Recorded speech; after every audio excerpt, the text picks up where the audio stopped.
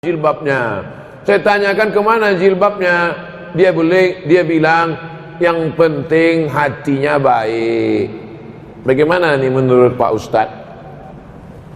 Saya khawatir nanti anak dia nggak pakai celana. Ini kan emaknya nih. Pepatah kita mengatakan kalau anak kencing berdiri, maka cucunya kencing maraton. Ini sekarang emaknya nih nggak pakai jilbab, nanti anaknya nggak pakai celana.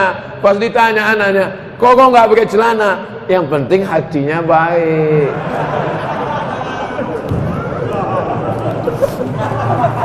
Saya tanya, apakah Sayyidatuna Aisyah itu hatinya nggak baik? Istri Nabi itu Aisyah, istrinya baik, hatinya baik apa nggak baik? Baik. Dia pakai hijab nggak?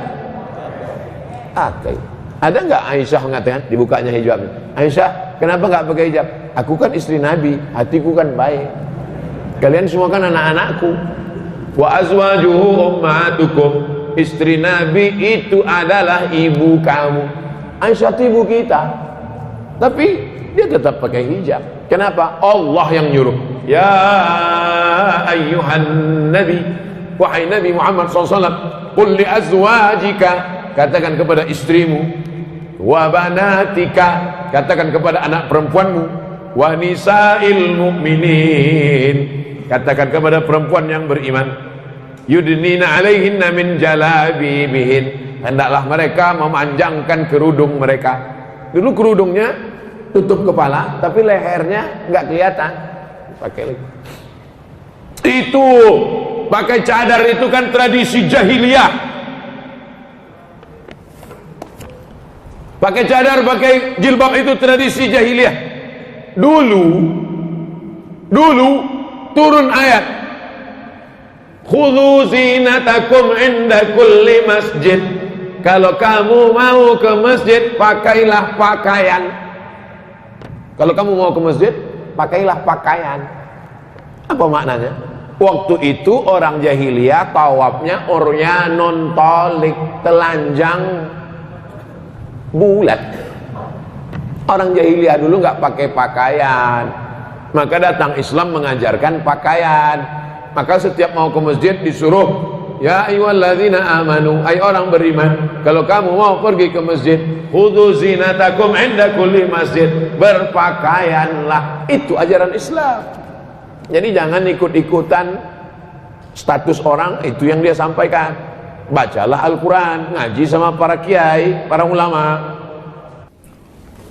Samakah pahala baca Quran melalui smartphone? Baca Quran di dinding, ada tertulis di situ dinding, masuk masjid.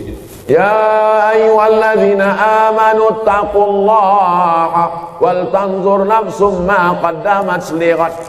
Baca Quran di dinding. Yang satu lagi baca Quran di handphone.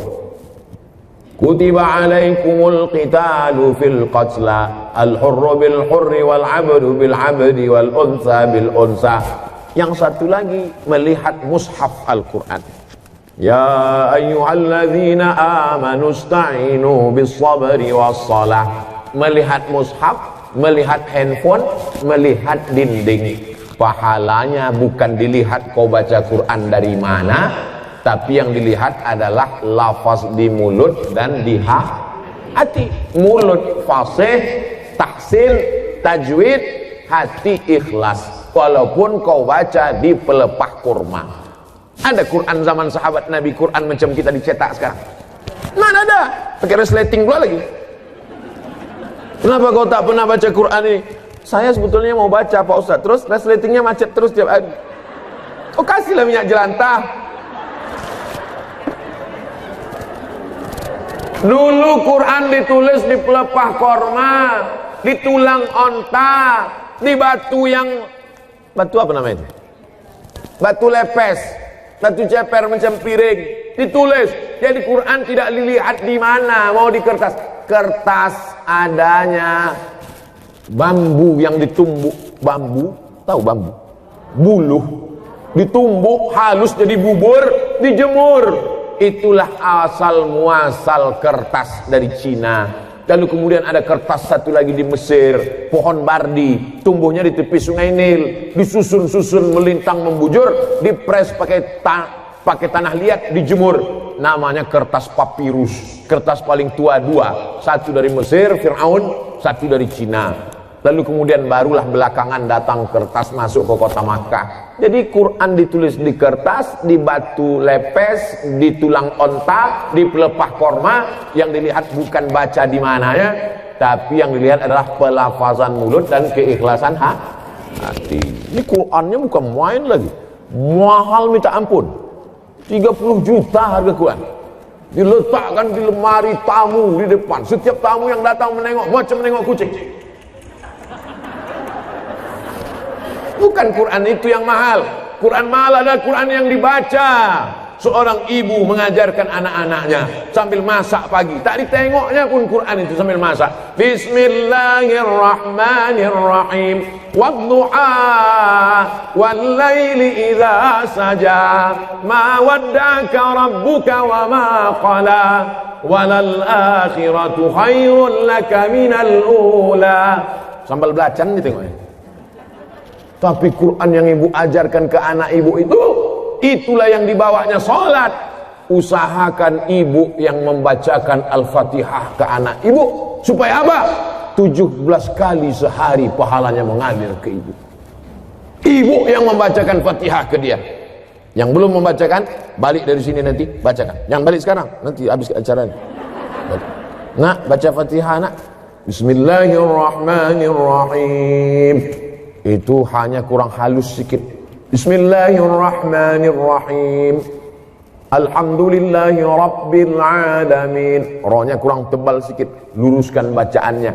Kapan kelingking ibu masuk ke celah kakinya saat mengajarkan dia berwudu, masuk air ke celah kaki? Kapan ujung jari ibu masuk ke celah telinganya saat mengajarkan berwudu? Kapan mulut ibu mengajarkan? Kapan tapak tangan ibu memegang pundaknya? Rata pundakmu nak. Jangan kepala kau macam menengok kuda jantan, menengok kuda betina. Jangan kepala kau ni menunduk macam menengok rumput. Rata nak. Kelak kita semua inilah yang akan dia kenang. Al-madrasatul ula. Ibu adalah sekolahnya yang pertama. Alhamdulillah ibu amalkan. Pahalanya mengalir ke ibu, mengalir pula ke saya. Tapi pahala ibu tak berkurang. Ibu tetap dapat 100, saya 120.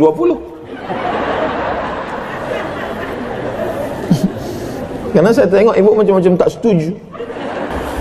Apa hukumnya kurban atas nama kelompok lebih dari 40 orang? Apakah nilainya jatuh kepada sedekah atau kurban? Kurban yang paling level paling bawah ini namanya kurban kelas ekonomi. Level paling bawah betul. Satu rumah, satu kambing. Itu level paling bawah. Satu rumah, satu kambing. Lakinya, bininya, anaknya, menantunya, atuknya, neneknya, cucunya kebetulan hidup serumah tu. Dipotongnya lah satu kambing. Satu kambing untuk satu rumah. Itulah kurban level paling bawah. Level yang di atas 7 orang untuk satu lembu atau satu unta. Dalilnya Nabi bersama para sahabat menyembelih pada tahun Hudaybiyah. Naharna ma'an Nabi sallallahu alaihi wasallam amal Hudaybiyata. Kami pada tahun Hudaybiyah tahun ke-6 Hijrah memotong 1 ekor onta untuk 7 orang. Karena tempat kita tak ada onta, 1 kambing. Di Kabupaten Kampar 1 kobau.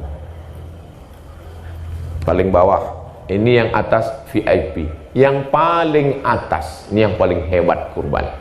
Kurban Nabi Muhammad SAW tahun Haji Wada. Waktu Nabi Haji Wada, dipotong Nabi 63 ekor sendiri Dilanjutkan Sayyidina Ali 37, 63 tambah 37, 100 ekor onta sendirian.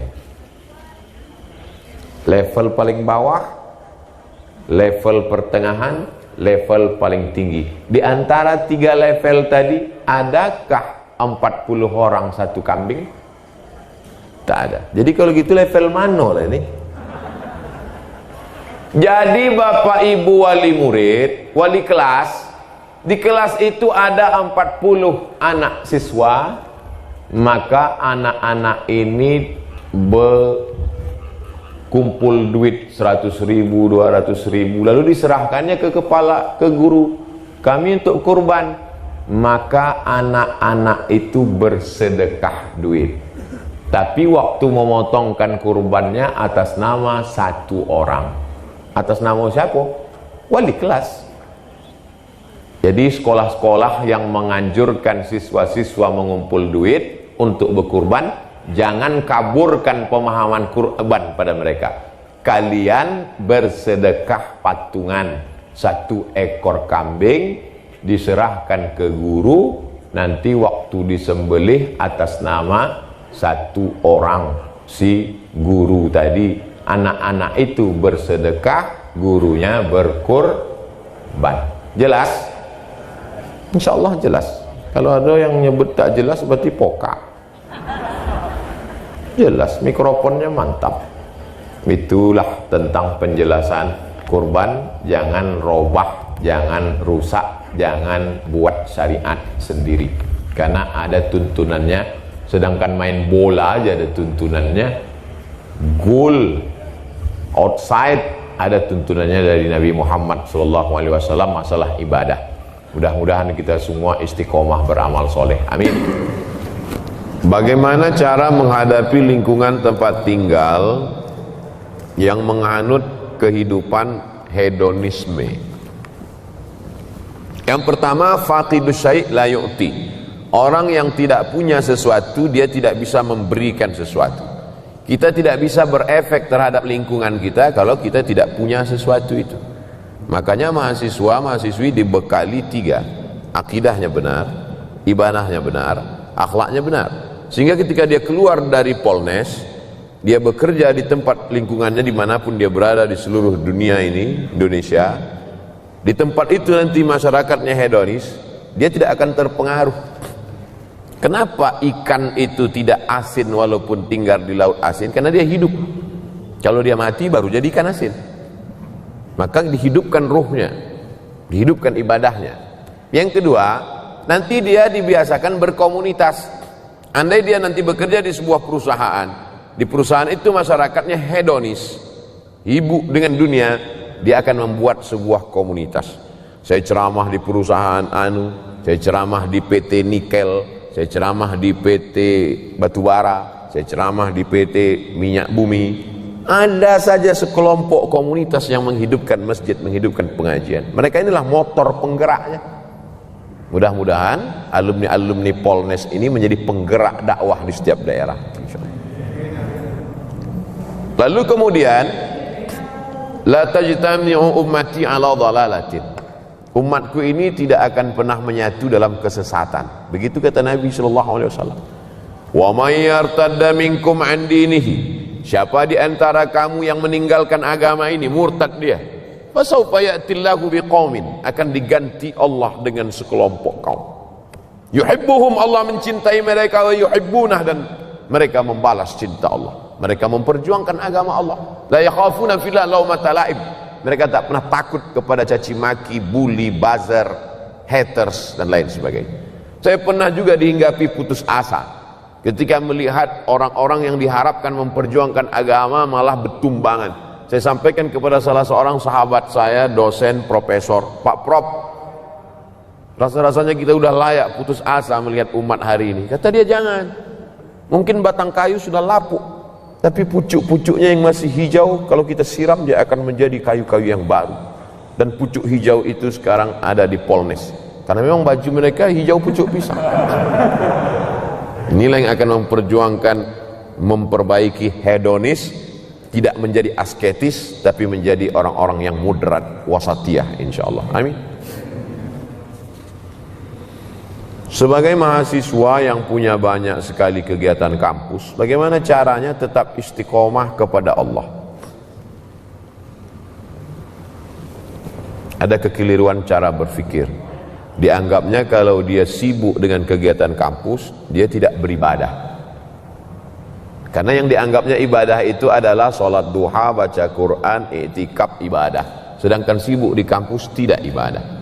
Padahal sejak dia dari mulai berangkat dari kampungnya sampai ke Samarinda di Polnes sampai pulang itu adalah ibadah.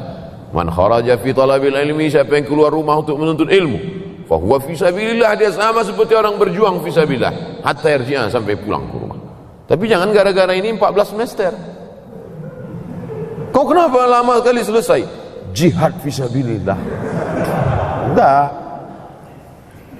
Tapi gitu kalau belajar ke Al-Azhar, Ustaz, fisabilillah. Enggak.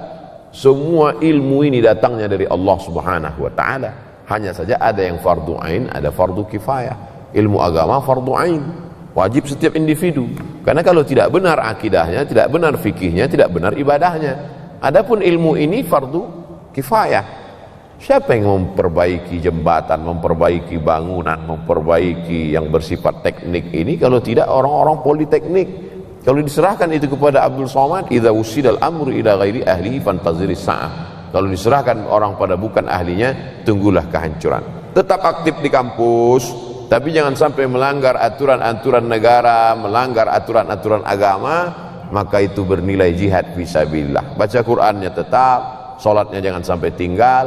Bedakan antara ibadah dengan amal soleh. Salat ibadah, baca Quran ibadah, zikir ibadah. Tapi engkau di kampus menuntut ilmu, kau bekerja nanti, maka itu adalah amal soleh. Menghadap Allah melalui dua. Faman kana yarju liqa'a rabbih, siapa yang berharap berjumpa dengan Allah, falyamal amalan salihah, hendaklah dia beramal saleh. Wala yusyrik bi ibadati rabbih ahada, jangan persekutukan Allah dalam ibadahnya. Ibadahnya benar, amal solehnya benar, maka total 24 jam tidurnya amal soleh. Bismika Allahumma ahya wa amut, sampai bangun, makannya amal soleh. Allahumma barik lana fima razaqtana wa qina azabannar. Di kampusnya amal soleh. Kalau dalam WC, toilet najis, tempat setan aja bisa bernilai amal soleh. Bismika Allahumma inni a'udzubika minal khubuthi wal khaba'ith. Keluar dengan kaki kanan, ghufranaka, bernilai amal saleh. Yang penting ikuti tuntunan sunnah Nabi Muhammad sallallahu alaihi wasallam. Yang terakhir, bagaimana cara mengetahui